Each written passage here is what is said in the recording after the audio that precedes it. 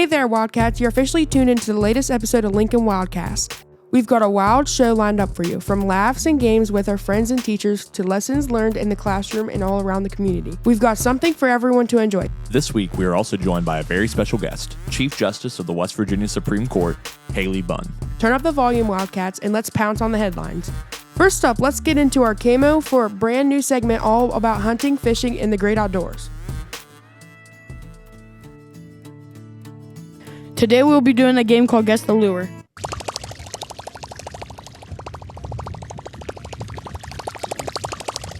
The lure is Whopper Whopper. Today we'll be doing an interview with Lachlan Moore. Lachlan, what is your favorite fishing experience? My favorite fishing experience is fishing with my dad in Florida. What did you guys fish for? We fished for marlin, but we didn't catch anything. Thank you, Lachlan, for coming on the interview. Tight lines, everybody. Let's go over to the loudest room in the school, the band room, as we learn what the LMS band is working on right now. We will also go over to Timothy for some great information about non-traditional music. Hey everyone, welcome back to our segment. I'm Lily. I'm Layton. And I'm Xavier. Today we're going to be talking about band. Right now, we're playing Bohemian Rhapsody. Yeah, and honestly, it's not hard at all. Yeah, it's actually really easy once you get a look at it. Even though the song has difficult parts, they are all pretty simple. Yeah, nothing in it really is confusing. And we picked it up pretty fast as a group. We've just been practicing it and making it sound better. Mostly just staying together and keeping the beat. Yeah, it's honestly more about sounding good than learning it. It's also easy because everybody knows the melody of the song. So it makes it better to play. And it sounds okay. That's all for today. Thanks for listening. See you next time. Bye. Hello, my name is Timothy, and this is Non-Traditional Music, the show where we find the hidden gems and bring them to the front stage. Today, I would like to nominate Kokoya. Kokoya is a Japanese musical unit formed by the legends Sukshojo Shigari, Itoru Yuki, and Kirikiri Saiko. The Korea's music consists of a lovely blend of trail chamber music, building themes just like that of Unforgettable Moon. My name's Timothy, and that is Non-Traditional Music. One student, one teacher. Both enter the podcast studio, but only one leaves with a W. It's time for the student-teacher trivia. Welcome back to student-teacher trivia. Last time, Miss Eidelman took home the gold for the teachers in animal trivia. This week, we welcome Miss Hines and Michael to the movie trivia. Okay then, let's begin. In ELF, what are the four main food groups? It's sugar, maple syrup. I know two of them. Go ahead.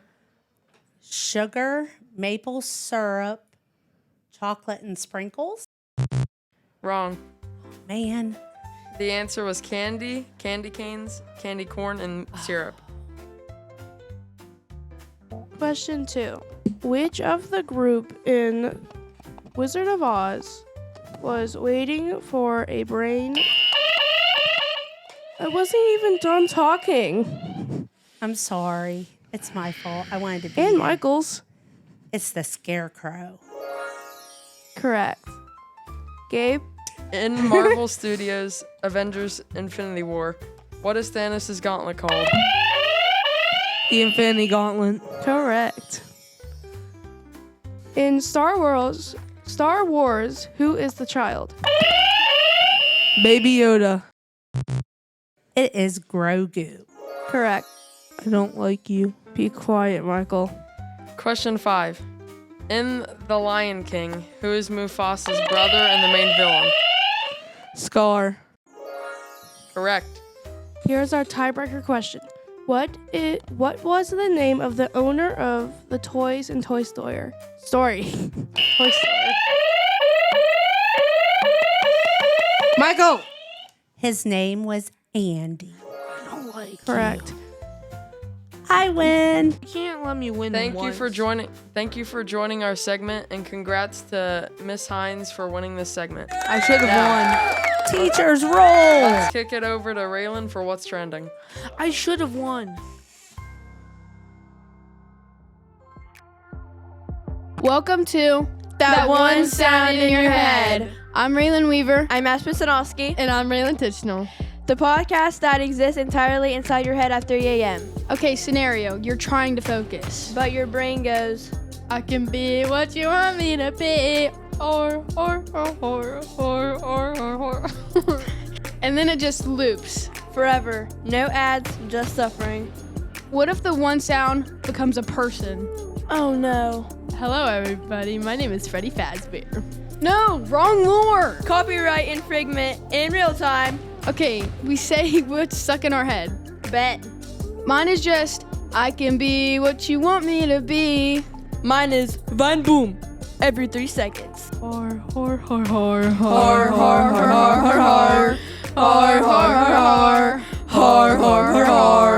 So basically, there is no escape. Your brain just picks a sound and says, this is you now. It is time to head back to the olden days for some LMS history and antique roadshow.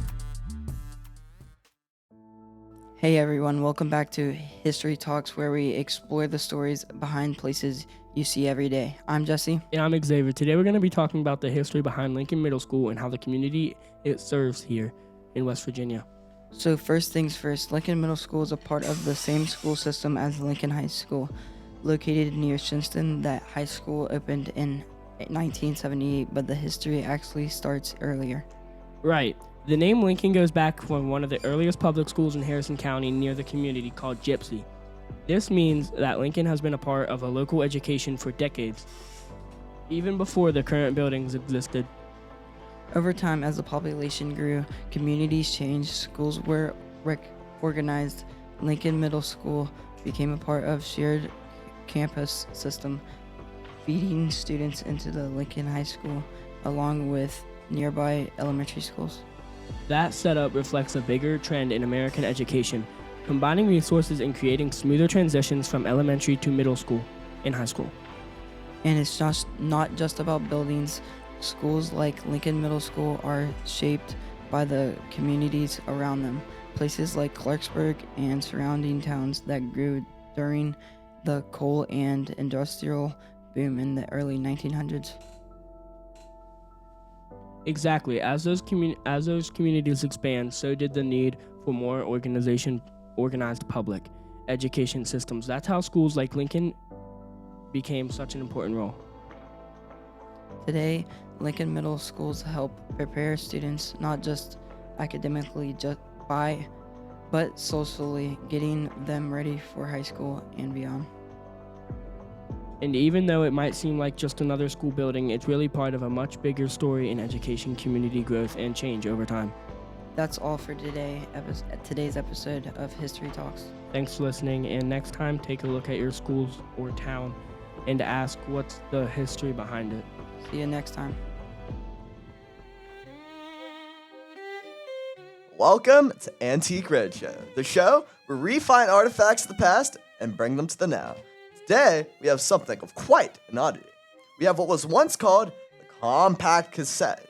It appears that they were once used to contain and play back audio recordings like music or book recordings. They work through a short frequency magnetic tape, which proves to be a very resilient form of recording over time. That's Antique Roadshow, and I am Timothy.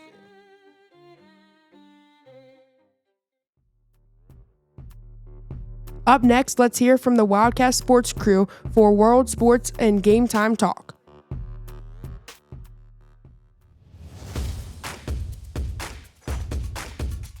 Welcome back to World Sports. Today we'll be talking about softball, hockey, and golf. Without further ado, let's get into it. Starting off with softball, as of mid-April 2026, the college softball season is in high gear, with dramatic shifts in the top rankings and intense conference plays as teams gear up for the postseason. Now with golf, Rory McIlroy just achieved a historic back-to-back victory at the 2026 Masters, winning his second consecutive green jacket to cement his legacy. Following this intense win and previous minor back concerns, he's taking a break and withdrawing from the upcoming RBC Heritage. He is now focused on long-term career goals and potential record-breaking Master wins.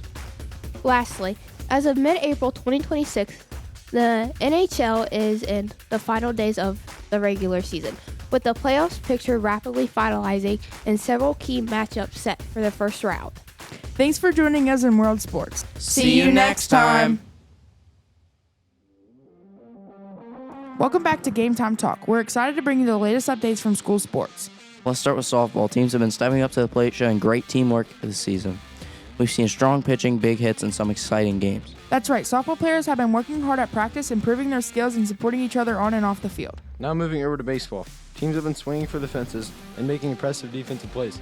Fans have enjoyed watching double plays, stolen bases, and strong performance from pitchers. It's great to see athletes showing sportsmanship and determination every game. Keep up the hard work.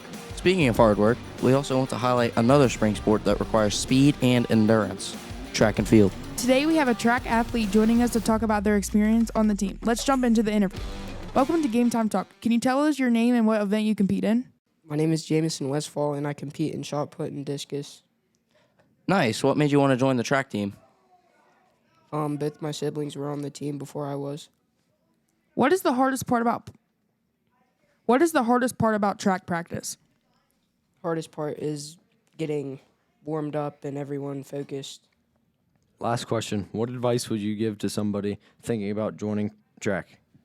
Don't be discouraged by bad performances. Great advice. Thanks for joining us today. Before we wrap up, let's give one more shout out to our softball and baseball teams for their effort and dedication this season. Keep practicing, supporting your teammates, and playing with confidence. We can't wait to see more exciting games ahead. This has been Game Time Talk. Finally, let's go to our special guest interview team as they sit down with Chief Justice of the West Virginia Supreme Court, Haley Bunn. Welcome back. Today we'll be interviewing Chief Justice Haley Bunn, a justice on the West Virginia Supreme Court. She was appointed on April 6, 2022 by Jim Justice and later elected to serve a 12-year term. Raised in Oceana, West Virginia, she went on to attend West Virginia University College of Law and built a strong career in both private practice and U.S. attorney, where she worked on a major drug trafficking case. Today we'll be asking her about her journey, her role in the justice system, and her advice for future students. What inspired you to pursue a career in law? Thank you for asking. So, as you can probably tell from my accent, I grew up in southern West Virginia and in a small town. And growing up there, there were no lawyers in my family. I wasn't really close with any lawyers, but I grew up with a really strong sense of justice. Basically, no matter who's watching or not watching, you should be doing the right thing, and the same rules apply to everyone just the same. And I think that upbringing kind of in a small town, southern West Virginia, really inspired me to be part of the law.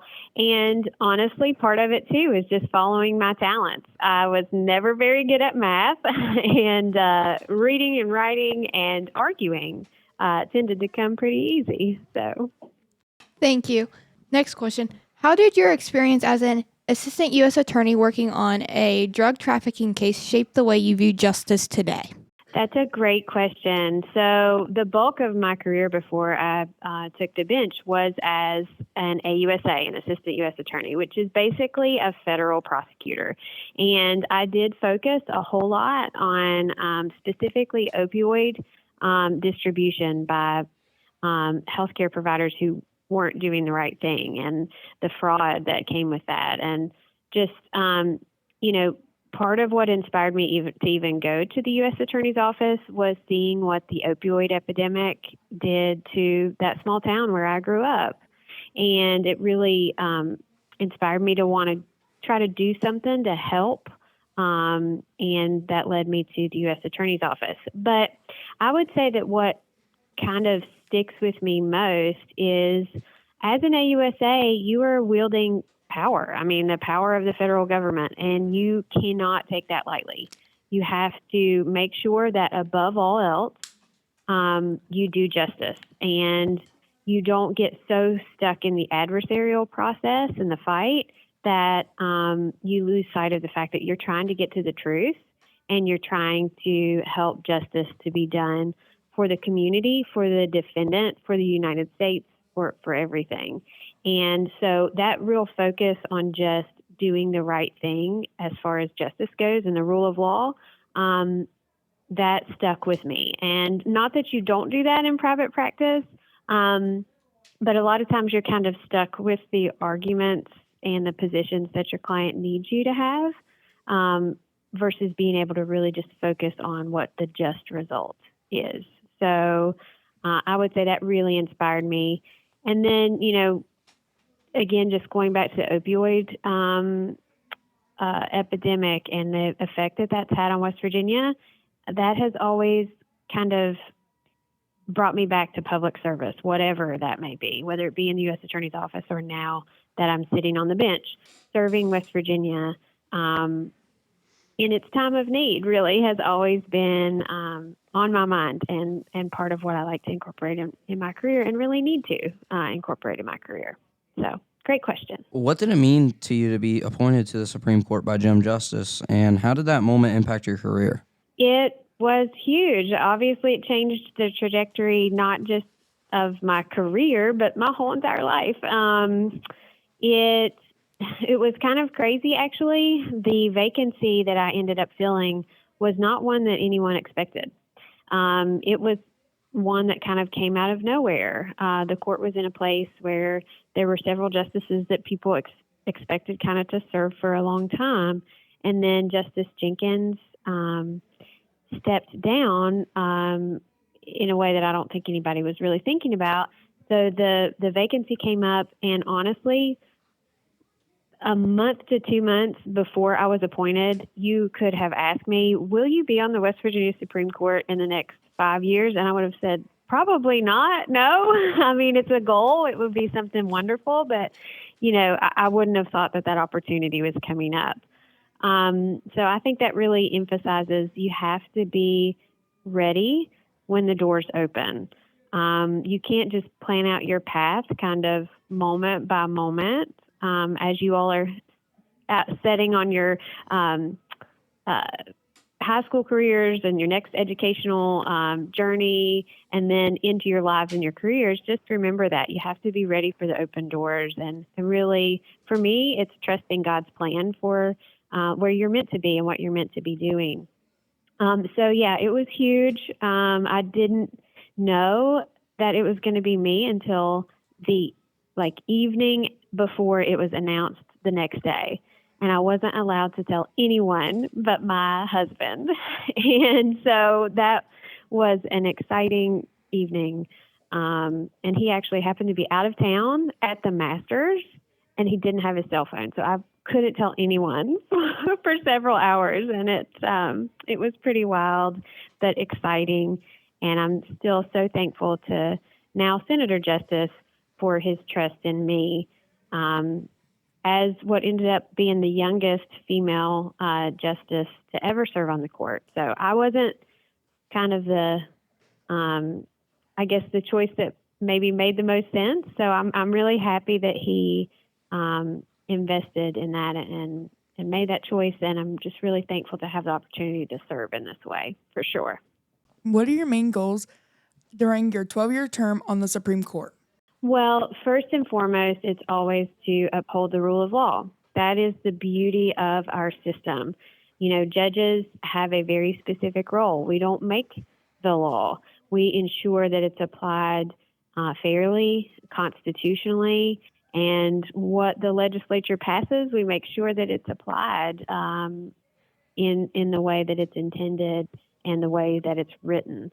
So that's first and foremost. Kind of overall, I like to write opinions in a way that is clear to hopefully everyone who reads it. Former United States Supreme Court Justice Learned Hand once said the language of the law cannot be foreign to those who are expected to follow it. So when I'm writing opinions and deciding cases, I like to think about anybody, non-lawyers, anybody, the people involved in the case. I want you to be able to understand where I'm coming from. I want to make that as clear as possible. So that's kind of just the overall goal. Right now, I am Chief Justice, which is an honor that most justices get to do. It's a rotation here at our court. And I'm currently serving an 18-month term as Chief Justice, so I get to do some kind of extras as well. One of those things is to continue to make the judicial branch more transparent and efficient. for the public. And so one big goal that I've had kind of since I started on the court is coming to fruition.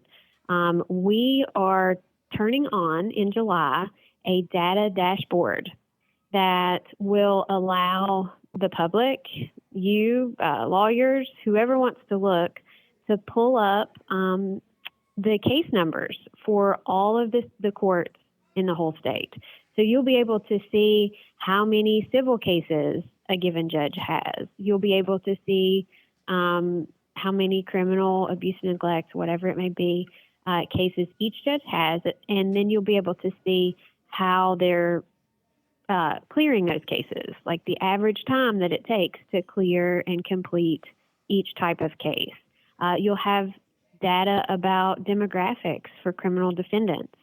You will have information about whether most cases go to trial or if they are disposed of a different way, whether that be by motion or dismissal, whatever it may be.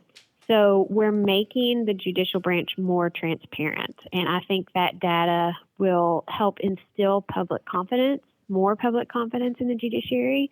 And so that's a big goal for me too, is to make sure that I champion the judiciary by showing our work, essentially, because there's so much work that the courts do that folks don't understand and don't see. So I want to make that more visible and more public, and also just show folks how their government is working for them to hope to instill trust. So those are just a couple goals. I have a lot of them. Undertaking kind of rewriting and updating some rules. Like I'm a real nerd about the rules of evidence. So that's a kind of a goal that I have in mind. There are lots of them, but right now I'm focused on our data dashboard and doing the judging thing, the deciding the cases the right way. So thank you for that. What advice would you give to students who want to follow a similar path and become a lawyer or judge someday? Well, several things. First of all, take as many opportunities as you can to learn to write well. I think that's something that a lot of students may be missing out on right now, particularly with the rise of AI. I know you probably talk about that a lot, and using ChatGPT or whatever platform it may be to write your papers or your letters or to help you out. And let's be real, I have used it, not in opinion writing or judicial stuff, but to help, clean up emails or clean up a letter for something, kind of ministerial. I've used it for sure. But I tell you what, that does not teach you how to use your brain in the way that it needs to be used to write. And writing well as a human by yourself is a skill that is going to be super valuable almost in any profession, but it's absolutely necessary when it comes to the law and being a judge, for sure. Because, you can get up on your feet and argue all day long, but it's hard to even get to that place if you're not able to write down your position to begin with. So I would say that, and then just kind of overall, try to get as many opportunities as you can to be a leader, whether that be in your youth group at church, whether that be in Key Club, whether that be, in your math league, if you're better than I am at math, math league group or whatever it may be, because you have to get really good and comfortable with people looking to you to make the final decision and to give them advice. That can be hard. It can be a change. Even when you're in private practice, you're going to have clients coming to you and saying, "What do I do?" Or "Can I do this?" Or "What happens now?" And answering those questions sometimes can change the trajectory of that person's life or their liberty. And so that's heavy. That's a big deal. So the more you can get comfortable with being a leader and having folks look to you for the answers, that'll really set you up for, a good legal career for sure. So, yeah, those are my kind of little tips. So. Thank you, Chief Justice Haley Bunn, for taking the time out of your day to share your experiences and insights. Your journey from Oceana, West Virginia to the Supreme Court is truly inspiring, and your work in both criminal and civil law has made a meaningful impact. Your advice will definitely help students who are interested in pursuing a career in law. Thank you again for this opportunity to learn more about your career and your role in shaping the Supreme Court of West Virginia.